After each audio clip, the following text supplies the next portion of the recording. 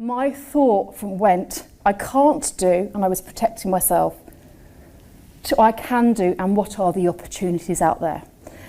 And with neurodiversity, if you can get that shift from I can't do to I can do, that individual will start to navigate their own journey and start to look for opportunities in the world, rather than protect themselves because they feel vulnerable and they feel the world is against them. So the main essence of Lexic is to empower neurodiverse individuals.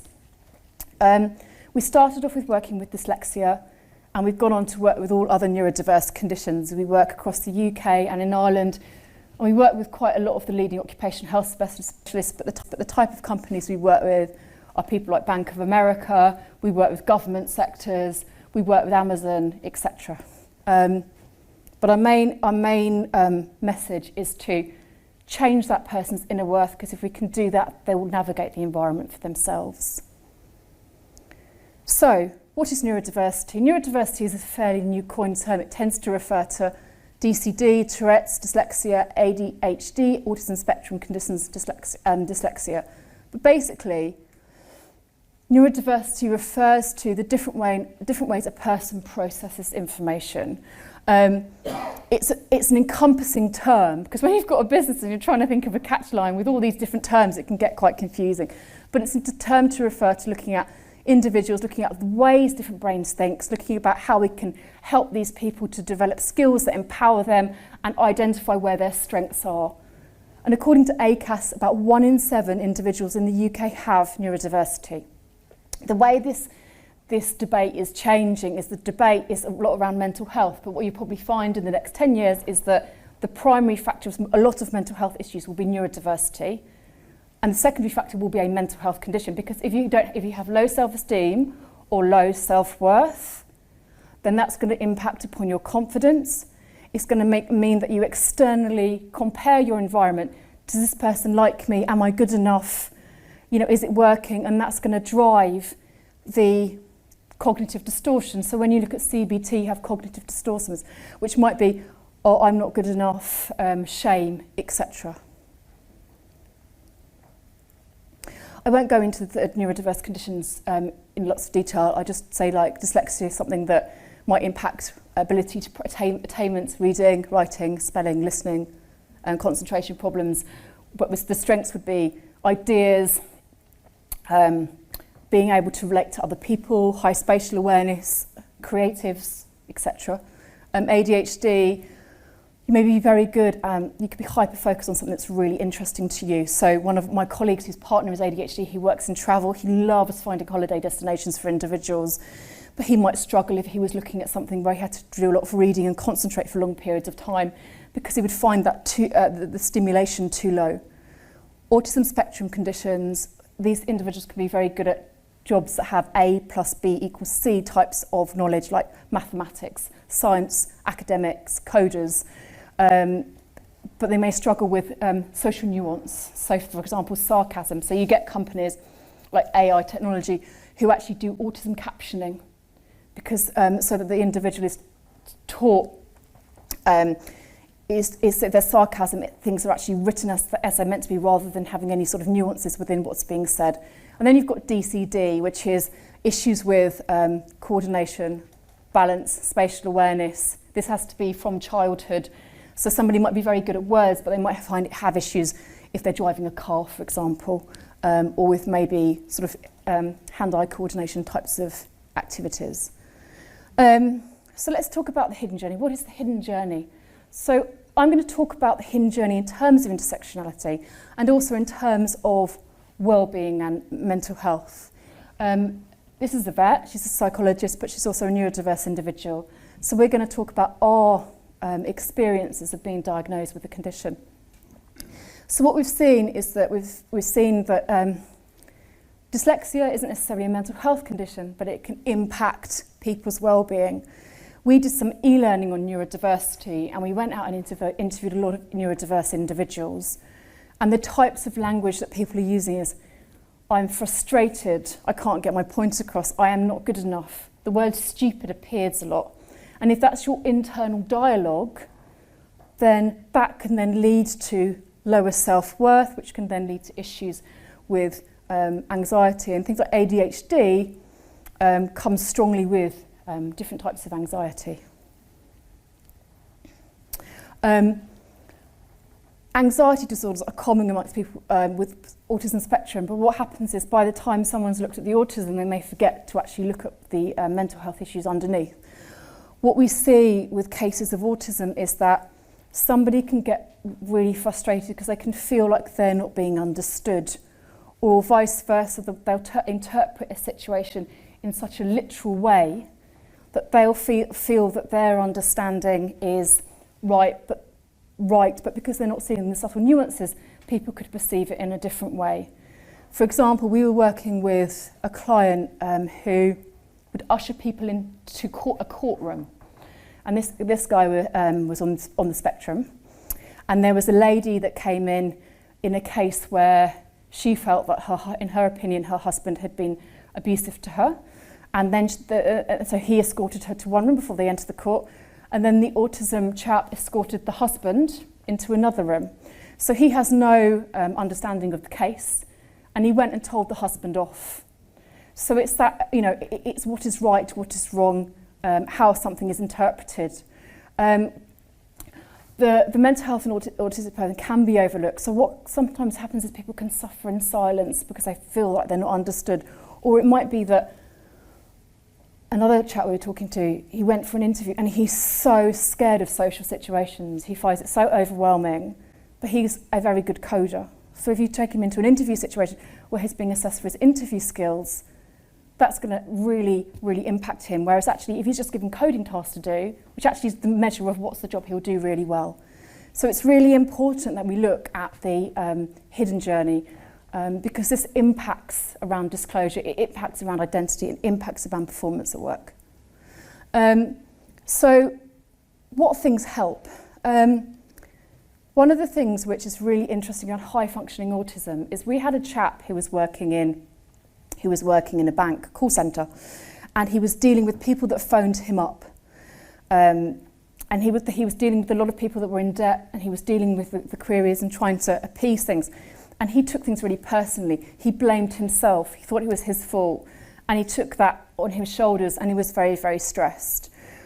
What we found is that if you have autism and you use cognitive behavioural therapy, which helps people to start to identify how people might process different types of information, or how they might cognitively distort information. So, for example, he was thinking that the debt was his fault, and actually he realised it wasn't. So if you actually give CBT interventions to people on the spectrum, it can give them a mathematical model of how humans interact and how human beings process, which supports their mathematical brain. Because if they can understand the A plus B equals C in an emotional form, then what starts to happen is that they start to be more relaxed, they don't blame themselves, and therefore that can reduce things like stress. What about the hidden journey around dyslexia? So again, I've talked about things like feeling thick, stupid, almost giving up. But it's that constant word for the I'm not good enough. So imagine saying to yourself, I'm not good enough for 15 or 16 years of your life. That then means that you feel there's something in psychotherapy called the shame wound. The shame wound is, I am not good enough and people are better than me. So you can start to pedestal people. You can walk into an interview and assume you're not going to get it because you have a neurodiverse condition.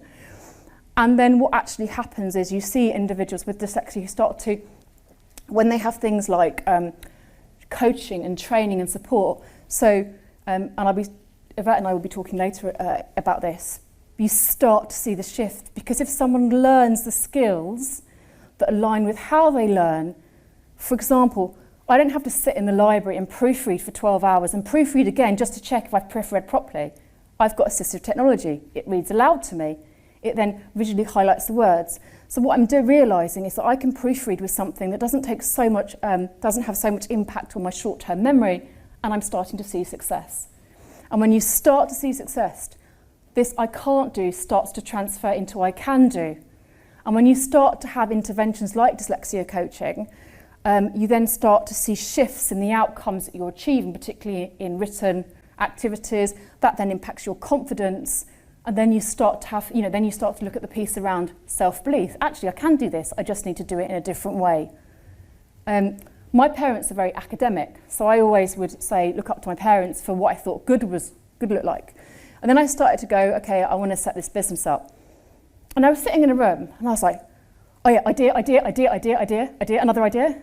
And I was with my first employee, she was like, how do you do that? And I was like, what? She goes, how do you have all these ideas? And I'm like, doesn't everyone have all these ideas? And then you start to realise that that's why we have talents, that's why we have strengths, because the world goes round. Because Vicky, who was my first employee, she can proofread, she can go into the detail amazingly, but I can go into the clouds, and together we worked really well together as a team. So that's why diversity in a team is really important. In Lexic we might have somebody who is dyslexic that's absolutely excellent at coaching ideas, being in front of individuals, but they might find proofreading harder, and the technical side harder. That's why we don't have, say, direct competency structures, because we're trying to design around the person's strengths so that people are actually working towards what they're good at, because when you have diversity in thinking, diversity in creativity, that enables your organisation to move forward. So this is Yvette. She is one of our psychologists at Lexic. We've both been on a dyslexia journey ourselves, and so we're just going to have a chat about what our hidden journeys were and about the impact of those. So when did you get your diagnosis of dyslexia, Yvette? I got my diagnosis of dyslexia when I was at university. So I was in my first year of university, and throughout school my mum was like, she's got dyslexia. But the school would turn around and say she's too bright for dyslexia, which is obviously a misconception and wrong. So they would not give me any support, and my mum went, you know what, forget the school, we're going to do everything at home. So basically whatever I learned at school, I went home and learned again with my mum. And when I was at university, mum was no longer there. So I actually started spiralling quite a lot with my work, and it wasn't until like a tutor went, something's wrong, you talk really well verbally, you come across really bright and smart. In your writing, the ideas are there, but you're missing elaboration, you're missing grammar and spelling. Let's investigate. And that was the first person I thought, he wants to help. And so when I got my diagnosis, it was kind of like, yes, finally someone understands, or finally they get it, or they believe me, because I felt like, is it just me and it's not a learning difficulty? So for me, I was quite young in regards to quite a lot of our clients, because I've got a lot of clients who are 40 plus and are now finding out, but I still feel like it was a little bit too late for me as well. And how did it feel when you got diagnosed? So when I got diagnosed, my first thought was absolute fear, and my first thought was, I will never get a job with dyslexia. And that was the first thought, and I thought, what is the point? And I actually nearly dropped out of university. I then suffered with depression as well, because I thought nothing is working, and they didn't put any assistive technology in for at least 6 months, because you have to apply for a grant, you've got to go through all these hoops and processes before you can get any help. So when I nearly dropped out of university, I actually spoke with one of my tutors, and he ended up giving me additional personal tutoring outside of the university structure. And that was really helpful, and it's just the fact that somebody made an effort that I felt like, actually no, as long as I get through this, something good can come out of it. So that's how I felt. Originally it was absolute fear, and then it was like, no, there's some way we can go with this. My mum did get a phone call almost every day saying, I can't do this, what do I do? And my mum saying to me used to be, you've got this. And she used to always say it to me all the time, so it's like the little phrase I use to myself when I'm having like my down days, or my dyslexic days as I call them, when just none of my management strategies are working. It's just reminding myself I've made it this far, there's still so much more left of my story to go. And tell me a bit more about your management strategies. So I have quite a few management strategies. One of mine is organisation. And if you ask anyone in our business, I am the most organised person. I like to get places really early. It's quite obsessive. So for example, I went to Bank of America last week. I got there 2 hours in advance because I knew it was a massive building. I knew there was like 7 entrances. So I walked around the building twice to make sure I was going to go to the right entrance. And I was like, no, I've got 2 hours now, I can write a report. So I was able to like make time for myself and not have that panic of I'm going to be late, I'm not going to be on time, I'm not going to know where I'm going. If I have those thoughts, then my process strategies for even my process of thinking is affected, because not only do I have dyslexia, I have something called executive functioning difficulties, which basically means I don't process information the right way. So it doesn't always come out correctly if I haven't had time to think. So having my extreme organisation allows me to think, it allows me to breathe, but it also allows me to think, you know what, this is all prepared, now it's just about doing it. And once that bit's done, I don't need to worry anymore. So that's one management strategy. Another one for proofreading, so proofreading all the time never helps, I'm not very good at it. The other week I sent a report to my line manager and it said muggles in between it. Let's be honest, what type of report needs the word muggles? And so that was something that I still didn't notice. So there's still things I don't pick up. However, I have a proofreading checklist, so I know there's errors I make. So I always make errors with pronouns, no matter who you are, I will always write he. I don't know why, I just miss the letters and it says he, so I have to make sure I check my pronouns. Is it he, is it she, is it they? What does this client want from me to make sure it's correct? Names are the worst because no one has a standard spelling. None of them are spelt the way they sound, so I always double check those. But also I check the words that my line manager and the other team members have made me aware of. So another team member made me aware of that the way that I don't spell has right, I usually put as or add the H at the end. So it's like those types of things I look for. I also use assistive technology. I live by assistive technology, especially read and write, because not only am I hearing it, but I'm seeing it. So I hear when there's an error because I don't see it. Even if I don't see it, I'm hearing it. So that's really helpful. On the things that I call my dyslexic days, so I have days where my management strategies don't want to work. It's usually the days where I feel like I'm overloaded and just anything I write does not make sense. So I tend to use Dragon technology, which is a natural speaking technology, so you dictate to it. That's amazing. It doesn't do a spelling error, it gets everything down. So it's like saving me that worry of this is going to be wrong.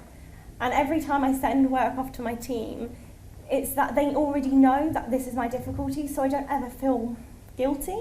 I used to always feel guilty, even though how does it impact another person? There's nothing to feel guilty about sending something that's wrong. But my team know that, and so they expect if there's going to be an error, that's fine. They tell me, I look for it next time. But also, you've changed the framework for me, so my competency framework is slightly different to other people's framework in my team. But quite a few of us have slightly different frameworks in the sense that my main areas are coaching. That's what I'm really good at. So that's like my main focus. Yes, I still have diagnostic and proofreading competency levels, but they're at a slightly different rate compared to other people. So the workplace have done quite a lot as well. And I know that having coached other people with dyslexia, having dyslexia myself, it provides me with a lot of insight when a client sits in front of me. How has your dyslexia given you strengths in the job that you do? I think the main thing is that I can empathise and I can actually understand, where I think that's what clients want. They don't want someone to come in just with having read a module and going, I'm going to go teach this module. It's I understand how an individual feels. So every time I meet a client, the first thing I actually say to them is, how do you feel today? Especially the first time they meet me, because the first time usually the word is terrified or scared because they don't know what to expect. Once I explain the process and we do the first session, I also ask, how do you feel about everything we've talked about today? Is there anything you want me to go over? They usually feel a lot more relaxed and they're really excited for the next session. And I always give them homework. I know we're adults, but I always give them homework. And it's always really nice because they know that I understand where their difficulties are, but I'm not going to rip the work that they've done to shreds. I'm going to work through it with them. So they always like that side. And I always explain to them that I have dyslexia, so there will be times when I might not make sense to them. So we have quite a good understanding with my clients. So that works really well. I find it works especially well with clients who have neurological conditions like alexia. So I had a client who had 30 strokes on the brain, so rapid succession, 30 strokes, and her brain changed shape. It completely changed her personality. Her confidence went straight to the ground. She didn't ever want to get up to go to work because everything she could do at work and everything she was achieving, she stopped achieving that, and her levels dropped in the workplace. They actually were going to start a disciplinary process before one of their HR team went, no, she's had a stroke, so something's changed, something's happened. And she acquired alexia, which is basically just dyslexia, but not having it beforehand, all of a sudden having something like dyslexia can be really difficult for an individual. It's like, for example, if somebody has an accident and all of a sudden they are visibly impaired, so a physical difficulty, we can actually see that change. But when it's something you can't see, that's when they struggle a lot more. So meeting someone like me, this individual felt that she was supported, but also that I understood what it was like. And because of that change, she'd never met anyone with dyslexia or a learning difficulty. So for her, it was also like a learning experience for herself on who she is, what's this new title mean. And the first thing I did with her was our confidence module, because yes, she was having difficulties reading and writing, yes, she struggled to listen, but for her as an individual, that wasn't what was important to begin with. Her confidence needed to be improved or developed in order for us to even focus on any of the other areas, because she didn't want to do anything. So that was the first stage, so it makes it more personable as well. And how has your relationship with yourself changed, applying your life's journey and helping other people who have similar So with issues? me, it's like when I have a twin sister, identical twin, we look alike, we walked on the same day, we spoke on the same day, we did absolutely everything together. She's a lot skinnier than me, that's the only difference. But as we grew up, I started noticing a change, and it was after primary school where we were no longer sitting next to each other and cheating off each other, was when I realised I can't write. I could write, I just couldn't write correctly. So I started noticing that's what my spelling issue was. So she was always someone I compared myself to all throughout my life. And I actually texted her the other day saying, oh, thank you so much for every time we did revision, you'd sit with me, even though you'd already done it. And that little support made a difference to my life. When I went to university, had a really bad representation of myself or thought process of myself, just because I didn't feel like I had support. And then I met some different people at university who had different types of learning difficulties, and that was quite nice to see. And I was in a sports team, and we had a range of learning difficulties. We had a member of our team with cerebral palsy, we had mental health conditions, but we talked about it. And I think that was the biggest change when I started to think, actually, you know what, it's okay to be a little bit different. We're supposed to be different. And as I grew up, I became a lot more confident.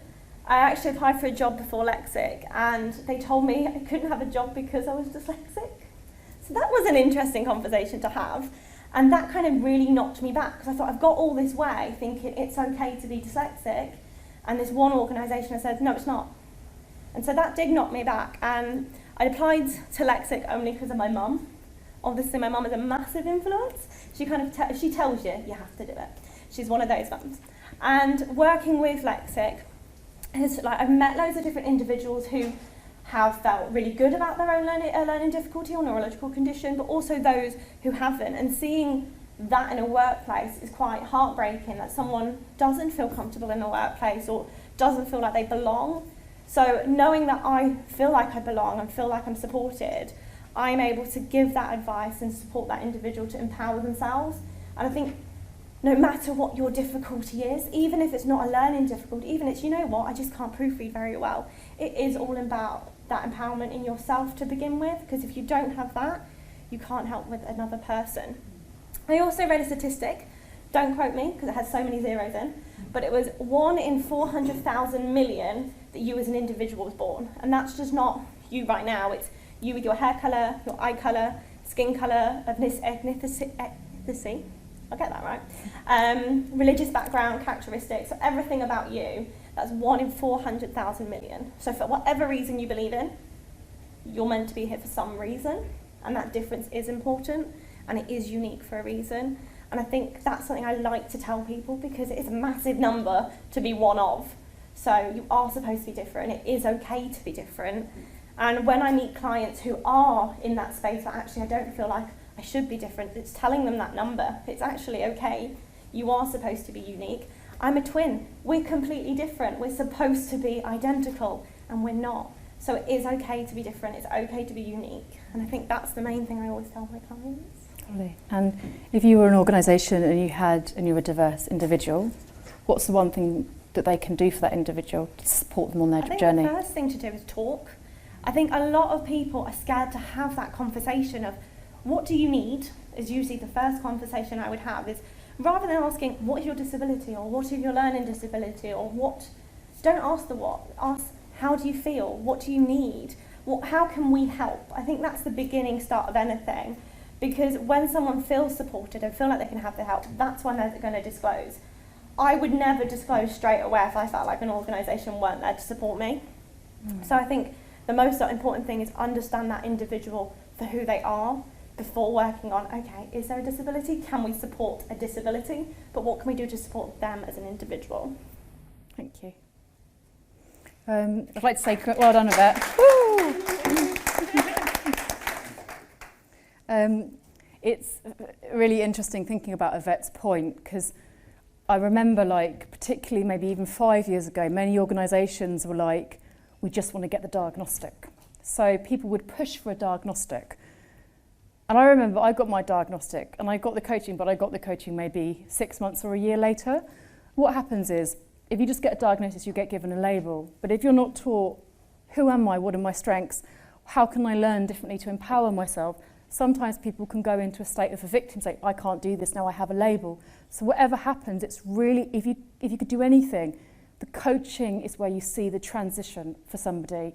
They start to learn the skills, they start to see a difference in their job role, they start to see external success in their work. You also then get the self-esteem build and the assistive technologies, as Yvette said, like the read and write goal that reads aloud to you.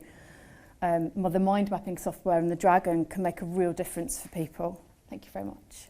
So, moving on. So, we're thinking about other aspects of neurodiversity and intersectionality and how this impacts the hidden journey. A few years ago, I was diagnosing people and I was like, I'm just going to start asking a few questions. So I was saying to the women, you know, how long has it taken you to come and ask for help? A lot of the times it would be under a year. Oh yeah, I really wanted to get help, or my child's just been diagnosed with dyslexia or autism and I think there might be something there. But when you ask the men, you get a very different story. Men in general, the data have shown, they find it hard to ask for help, particularly men who are very stoic and drummed in the stereotypical masculine traits. So some people had been 5 years, 6 years to even walk through the door and ask for help. And you started to ask them, well, why was this? Why is this? And they would be like, I was scared. I wasn't sure what my colleagues would think of me. One guy actually talked about the fact it making maybe look weak and vulnerable. So when you're talking about neurodiversity and gender, or what I was talking about this morning around identity, if people feel scared because of a intersectionality about asking for help, then what you're going to see is that many more women find it much easier to ask for help. So in an organisation, a male role model can make a huge difference. Somebody that is successful. And what the data is showing more and more, it's like, if you look at the Fortune 500 list, there is a huge amount of entrepreneurs that have dyslexia, have neurodiverse conditions, and they're seen as people we idolise, like Steve Jobs, Bill Gates, etc. The reason for this is they have creativity, they have ideas. Like I'm an ideas machine, and people are like, and I never realised that people didn't have these ideas. But fundamentally, the difference is that they believe in themselves. So if you have a child that's diagnosed with dyslexia, and you constantly focus, or a neurodiverse condition, and you constantly focus on what they can't do, oh, you're not getting the A grades, oh my God, and you maybe mollycoddle them, what will actually happen as they grow older is they will feel different. They won't feel their worth. So if you find something that they're good at, like creativity, arts, dancing, socialising, if you focus that individual on their strengths, then they will have that self-belief which will take them into later life. If we actually look at the academic system is very sequential. It looks at linear thinking. We are going to give you a grade based upon what you write. We are going to give you a grade based upon how you can structure your thoughts in a linear format. And I remember one of the things that made me think I was dyslexic was I was doing my psychology and I spoke on a topic and I got a first. And then I wrote up that topic and the same teacher said, you don't know what you're talking about. And it's because I knew so much about it and in my head it was thousands of mind maps linked together, but to get it in a linear form was really difficult. So partly the way that our educational system is designed, it's designed for a linear brain. And actually the way society is designed, and if you look at the technologies, it's asking for the creative brain, it's asking for the mind mapping brain, it's asking for the person that can go from A to Z. But it's not that you need one brain, it's the fact that lots of different types of brains make the world go round. So we were interviewing for head of client services. And when she said she was neurodiverse, we were like, yes, because we know that that's a strength in that area. It will bring critical thinking, it will bring ideas, it will bring the ability to think outside the box. And it's a strength. But if someone has a linear brain, and you're like, brilliant, they'll be really good at the detail, the project management, and it's just, you need everybody. So what about on the autism spectrum? So one lady we were talking to, what you find is that what we know sort of in society about autism tends to be true for the male brain, and I'll show you something on that later. So what you tend to find in women who are higher functioning on the spectrum, they're less likely to get spotted and diagnosed because they're more likely to want to socially interact with people and have more higher social needs. So one lady who was diagnosed later on with autism spectrum, she said, you know, she was talking about, she knew that she was different, but she never really seemed to fit the box. But when she saw somebody that was a bit more specialist and she started to develop into adulthood, it started to get recognised that she was on the spectrum, but she's able to cope very well. And a lot of people don't spot it because she has an interest in people. She likes to interact with people. Whereas if you're a male and you're on the spectrum, you're less likely to want to socially interact. So very often what can happen is women can get misdiagnosed with ADHD, i.e., you know, maybe be obsessive about something or really into something. So that can often happen. Also what happens, which is really interesting between the States and the UK, is when you look at a doctor assessing somebody for dyslexia, you actually go, okay, this person has issues with concentration, they have issues with attention, you know, they may be sort of quite into one area, oh, they're ADHD. Let's put them on Ritalin. Okay, let's go to the social model. So in the UK, you're much more likely to see a specially trained teacher or a psychologist. What you are finding is some of those reports actually might be dyslexia. Because what they haven't considered is this person might be able to concentrate really well when it's not an attainment task, but during attainment tasks, that's where they're struggling.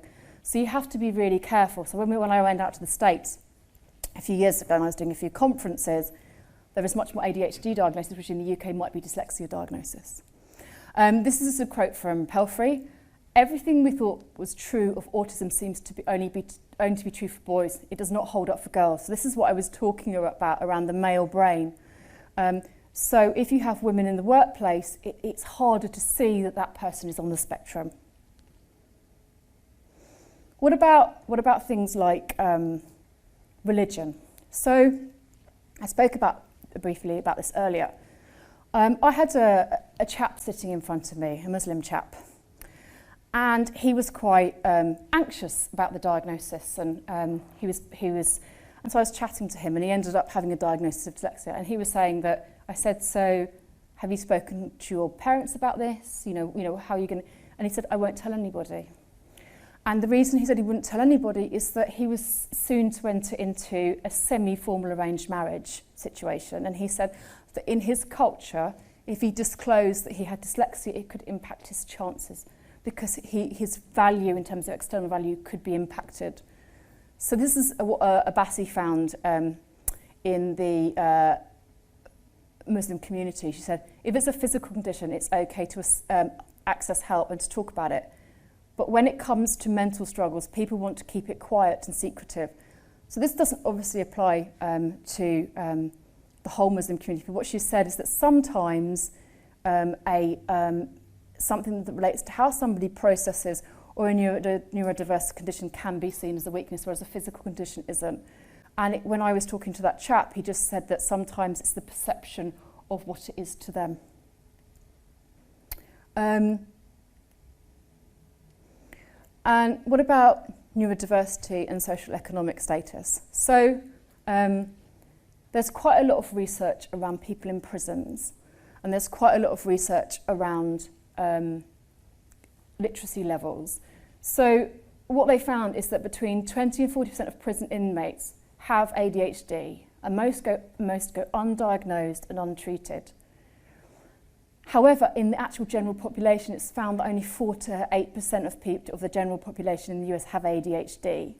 And they also showed that in the US, boys who grew up in families in the bottom 10% of the income distribution curve are 20 more times likely to be in prison than the wealthiest families.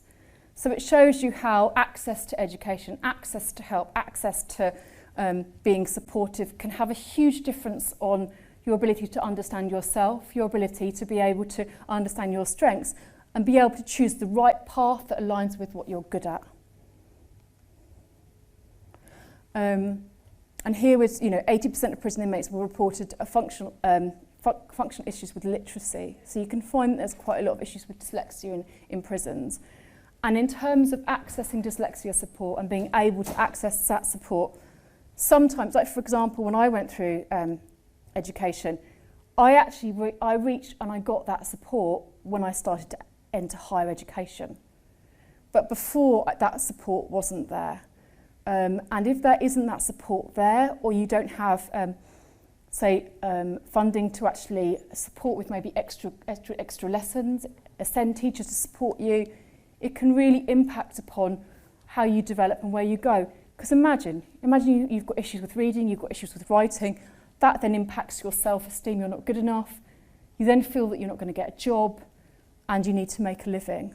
Whereas it was interesting, if you think of the entrepreneurial brain, it's still thinking differently, setting up something for yourself, and a high proportion of millionaires have been diagnosed with dyslexia. But one of the fundamental differences is opportunities. It's around your relationship with yourself and how you access support and how you're guided. So what about where we're going and future directions? So I think about the neurodiversity and I think about where we're going in the next 10 years. So one of the discussions that's happening already is beyond a single diagnosis. So rather than just being called dyslexic. So I have dyslexia traits, but I also have traits of executive functioning. I also have traits of ADHD. So we're going to start to move towards beyond a single diagnosis. It's going to be more around a neurodiverse profile because so many of these things overlap. It's like the diagram earlier, you can see that they overlap. Again, we've started to move away from severity levels. As I said before, it's a bit like if I'm diagnosed with dyslexia and you ask me to proofread something, I'm going to need help. But if you ask me to help you come up with business ideas, I'm going to come up with lots more ideas than someone who's maybe not neurodiverse. So this is around realising that some things are situational. The mental health agenda might start to change as well, because at the moment mental health is a massive thing. But if you actually think about the neurodiverse brain, the ageing brain, the cognitive differences, actually one of the primary factors of mental health is self-esteem. And if you are given if you have a neurodiverse condition and you have the shame of I'm not good enough and you are not supported, that actually you're going to start to see mental health is a secondary factor. And the primary factors are going to be things like cognitive processing, your dyslexia, your DCD, your autism. And it's interesting, again mentioning ENEI, sitting on some of their groups, you're starting to hear the conversations moving towards intersectionality. So LGBTQ+, and neurodiversity, like the Shaw Trust is looking into things like that. So you're starting to see this debate getting to a secondary level, which is really fantastic. What are organisations doing? So we're starting to see, and we see it more in maybe big cities, but we're starting to see this intersectionality around talent pools. So my cousin works at Google, and he's quite high up in Google, and they actively recruit autism, because they know that in these pools they're going to find people that can code, people that can provide linear thinking, maybe to a level that they wouldn't find it in other groups. So people are starting to see neurodiverse as strengths and starting to realise that if I have someone and I recruit them for a coding job, but I'm assessing their interaction and their personal and social skills, they might find that they might struggle with that, but actually that might not be the skill required for the job. For example, you also get things like, we're working with companies like Rolls-Royce, and you start to see things like, they're starting to, they recognise that technicians might not be good people managers. So someone that was very interested in aviation and planes, for example, he was absolutely obsessed with the engine, and he was absolutely brilliant technically, but he sometimes struggled with people management because he wouldn't get the nuances. So organisations are starting to realise that someone could be technically great and they'd be very good at the job, but they might not work as a people manager. So it's starting to design the job around the person and the skill rather than expecting everyone to do everything. You're starting to see things like there's a company in Australia who what they do is they have a lot of people with autism spectrum on their books. And then what they do is they own the headcount and they place people into different organisations like Hewlett-Packard, etc. This organisation will then work with the autistic individual and they will start to see if that person is doing well in their job. It's less risk to them because they're not having to put the person on the headcount, but what happens is if that person is successful in 2 years in their job role, that headcount then changes over to the company. Or if that person isn't successful in their job role, the organisation will then put them in another placement to work out where they align best and where the best job fit is. You're also starting to get organisations asking about neurodiverse talent. So if you think of, if you go into some things like the art colleges in London, you can have like 99% people with dyslexia. So think of the creative brain, think of where technology is going, think about apps, think about this visual world that we're going into. Organisations are starting to realise that this type of brain is a strength for the VR, the app world. So people are actually starting to put in talent pools around dyslexia and ADHD because they're starting to see this critical thinking brain, this creative brain. Actually, one of the predictive factors in job success is actually critical thinking. And dyslexia tends to link into critical thinking, ability to think from A to Z. But it's like someone referred to earlier. If I'm not allowed to apply for a job, if I've only got a 2-1, then they actually might be screening out people that have struggled, but actually can think in a more diverse way. But when they're trying to represent their ideas in an essay, that might not be the best way of assessing them. So I think about my degree. I got a 2-2, and I remember going, I actually got to the point where I was like, I'm going to give up. And I applied for a master's in occupational psychology, and they said, you're not allowed in because I got a 2-2. And I was just really teary. And again, my mum, she's like, why don't you write to them and tell them? So I wrote to them and told them, and they gave me a phone interview, and they actually gave me a place. But it's almost when I got to that point of giving up that things started to happen. So it's a very emotional journey, and I think you almost battle and you battle and you battle and you battle, and you get to the point where you're like, I just can't do this anymore. I'm just going to accept I'm at where I'm at. So when you see people starting to move away from the grades, move away from the sequential measurement of intelligence, and actually go, what is it that we actually really need in this job? If I'm recruiting a salesperson, do I actually really need somebody that can proofread? No, I don't. I need somebody that can chat to people. I need somebody that can go out and have ideas and talk to people. If I'm recruiting somebody who's a coach, do I really need them to be very linear? They can be linear, but actually, if I can send someone out who's dyslexic to coach someone who's dyslexic, brilliant, because that person is telling that story and they're showing someone who has achieved something and gone through that journey, and then that person is learning from someone who actually has built a relationship with that diagnosis. So, as you can see, we're starting to move away. And also what's advancing is technologies. So we set up our eLearning, Neuro Talent Unlocked, started about 5 or 6 years ago.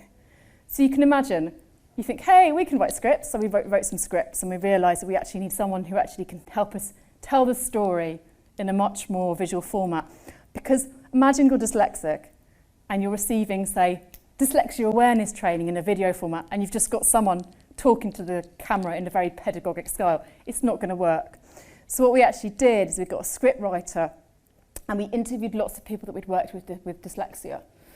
And we then put these into stories. So, for example, the module on managing organisation or improving your reading, you hear the story of the characters that are based on real life scenarios, and then you see the psychologists talking about the different interactions and the different interventions that help people. And having technological access to some of the sort of coaching and strategy modules has made a real difference. And recently we launched some awareness modules for line managers, occupational health, HR professionals, etc., on dyslexia awareness, autism awareness, and ADHD awareness.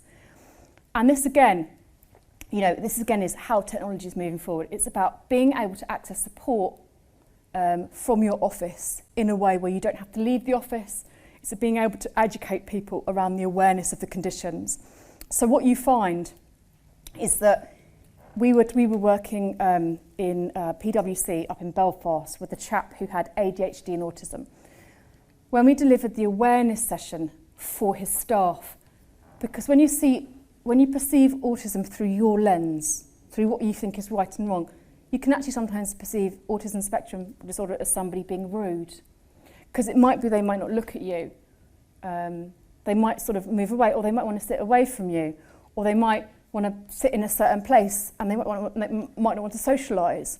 So actually people can take that quite personally. They can say, well, that person doesn't like me, or that person isn't a team player. And when you start to do these awareness sessions and you say, well, this is why the person does what they do, this is their framework of the world, this is what they need, people's perceptions change because they're not putting their perception and what they perceive as right and wrong onto somebody else. So awareness can bring a real difference in terms of how people interact, how people can be managed, and enabling strengths in the workplace. Also with some of the awareness groups we've done, I did one at Rolls-Royce where the team understood autism as one thing, and they only really understood it as low functioning, and that's all they thought it was. And they had an individual on their team who was diagnosed as autism spectrum condition, and they didn't understand what that meant. But when I went in and explained it, they're like, oh, well, that makes sense to him, but that doesn't make sense to him. And I said, that's the point. Not every single thing that is autistic is going to place onto an individual. And it made a massive difference. And I saw this individual recently, and he was like, oh, everyone supports me, everyone's so friendly. If I don't shake their hand, they don't tuss at me, they don't walk away. I have full conversations with people, even though I don't look them in the eye. There's no comments about me being rude. Haven't had a grievance about not looking someone in the eye or not having a handshake. And it does make a massive difference because it's the educational side. And I think education is the most important thing with an organisation to begin with. Once they understand or get it, they're able to then follow through the rest of like the best practice process. Definitely, Yvette. And talking about the best practice process, you can diagnose, but actually the best thing to do is get the adjustments. So you can screen somebody for a neurodiverse condition, but then when you identify the types of adjustments that they need in the workplace, so we've got the assistive technology, we've got the coaching, we've got maybe the organisational setup, so the autistic person might want to work at a set desk, or they might want to have access to a quiet room. Someone with ADHD might actually want to be able to walk around a little bit just to sort of manage their energy levels. What else would you put in place? So we have other equipment, so like overlays. So some people also with learning difficulties can have visual difficulties, but also can have visual difficulties on their own. So overlays can help make reading more comfortable. We can put in like desk adjustments. So for example, I don't like to sit still for very long. The fact that I'm sitting here for quite a long time is quite a feat itself. Stand up. So sit-stand desks are something that I always recommend, especially for people who are really restless and that like to move or have that erratic brain, because that's what their brain does, so work with the brain. For individuals with cognitive functioning difficulties, where it's something new, I tend to put in a lot more recommendations because I've never had a management strategy before, so it tends to be a lot about the reading techniques, how to structure your thoughts in a way that others can understand. So we don't just do equipment and software and off you go. We also then recommend like techniques, strategies, ways that line managers can support a process, so like memory processes. They can support with writing things down, sending them information. If someone struggles to read and write quite effectively, it's about recording the information and then giving it to them as a recording. So there's loads of little things that we do. Yeah. And I think the main message is, if you have a neurodiverse individual, if you can support them in understanding who they are really, what is their identity, and building that positive internal relationship with themselves. So it's almost like if they can write down what their values are, what their boundaries are, and they start to build that internal relationship, even if the external world changes, because their internal relationship doesn't change, it then means that they can go out there, because people's perceptions will always change.